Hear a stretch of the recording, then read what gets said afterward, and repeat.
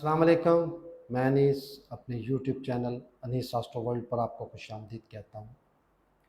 आज का टॉपिक बहुत अहम, एस्ट्रोलॉजी की बहुत अहम थ्योरी है ये, और इसमें अक्सर ये चीज़ें हम डेली इसका मुताला करते हैं। गुरूब होना,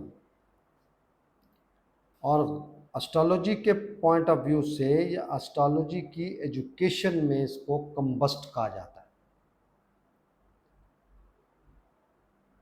रोज़ाना सूरज तुलू होता है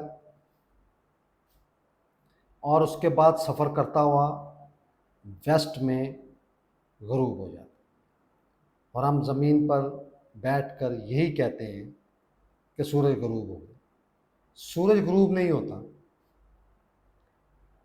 बल्कि ज़मीन अपनी गर्दिश करते हुए ऐसी पोजीशन पर आती है कि वो सूरज की रोशनी से दूसरी तरफ चली जाती है और सूरज की रोशनी उस पर नहीं पड़ती, और वहाँ पर रात का समा आहिस्ता आहिस्ता रात का समा शुरू हो जाता है और रात होनी शुरू हो जाती है, अंधेरा छा जाना। बिल्कुल इसी तरह आसमानी कौंसल में जितने भी स्टार्स हैं ये गुरूब होते हैं, कम्बस्ट होते हैं, और ये एक बहुत अहम चीज़ है और इसको समझना बहुत ज़रूरी है।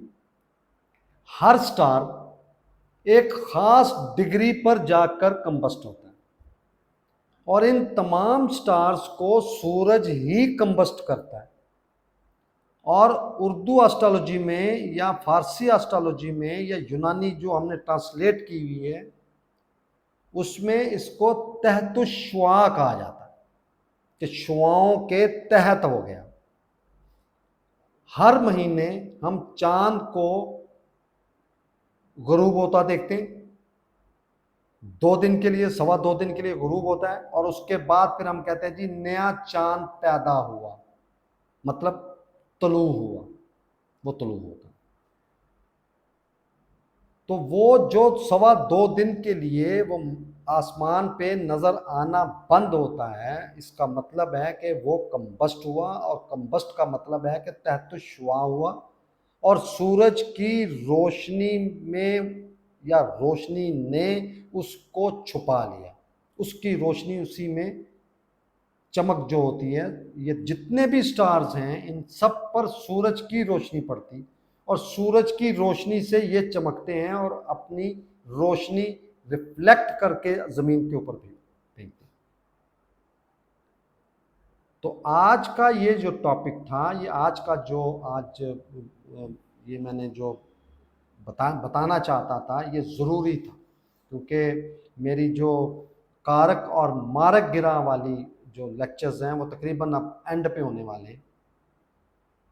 तो उससे पहले मैं ये चीज़ें बताना चाहता हूँ ताकि आपको आगे आने वाले जो लेक्चर्स हैं, जो चीज़ें हैं, उनको अच्छी तरीके से आपको समझ में आए।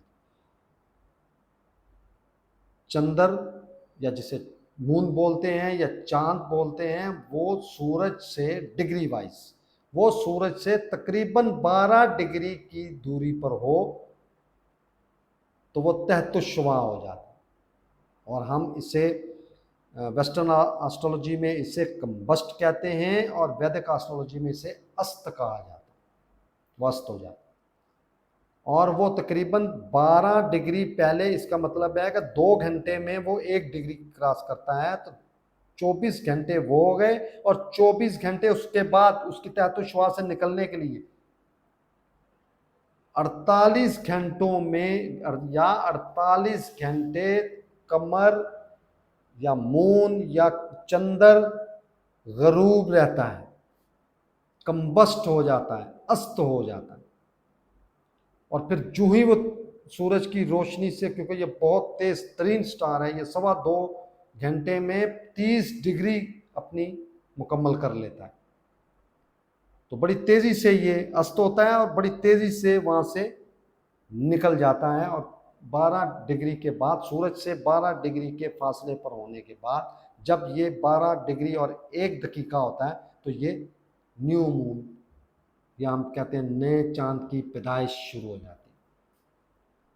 तो आज मैं आपको सिर्फ कंबस्ट का टॉपिक बताना चाह रहा था, और ये अक्सर कुंडलियों में, चार्ट्स में ये सी लिखा होता है,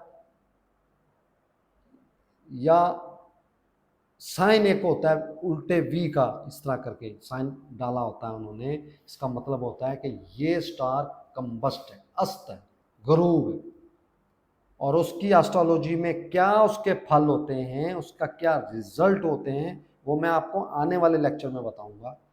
अभी आपको मैं ये सिर्फ ये बताना चाह रहा था कि ये भी एक एस्ट्रोलॉजी में एक बेसिक चीज़ है जिसको समझना या आपके इल्म में या मेरे इल्म में ये होना ज़रूरी है।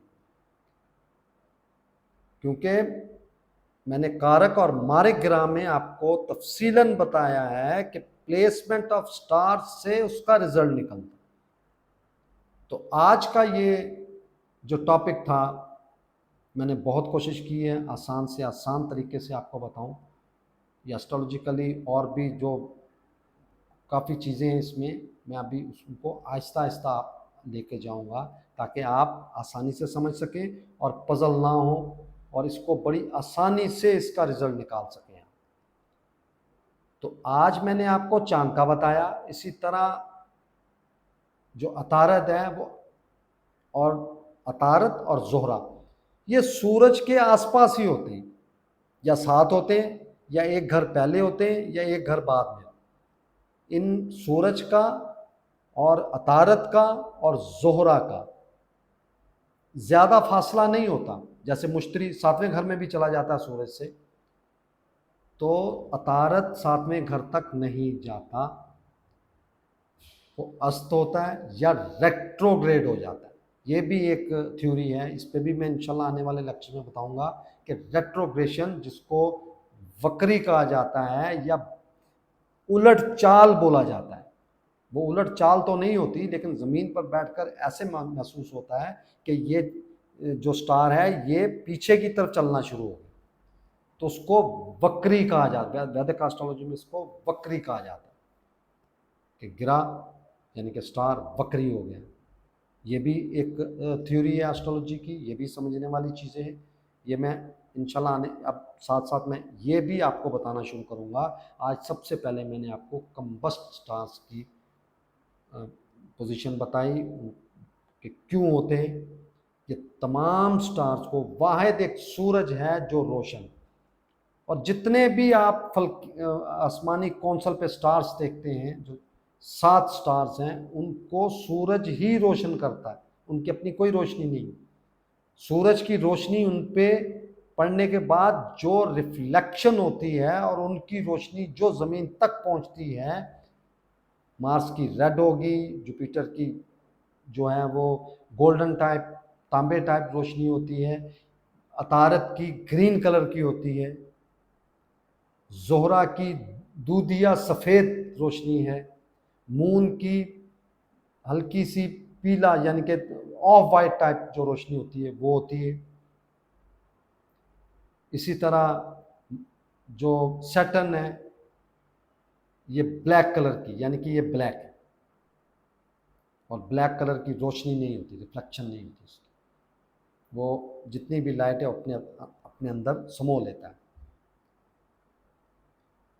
तो कंबस्ट, हर स्टार कंबस्ट होता है। सूरज जो ही किसी स्टार के साथ जाएगा या कोई स्टार सूरज के करीब आएगा तो वो तहत शुआ में शामिल हो जाएगा, और वो एक ख़ास डिग्रियों तक वो गरूब ही रहेगा, और जो ही वो डिग्री क्रॉस करेगा वो दोबारा से तलू हो जाएगा। तो आज इतना ही। अगले लेक्चर में आपको इनको डिग्री वाइज कौन सा स्टार कितनी डिग्री पर कंबस्ट होता है या अस्त होता है या गरूब होता है उसके बारे में। बहुत शुक्रिया। सलाम।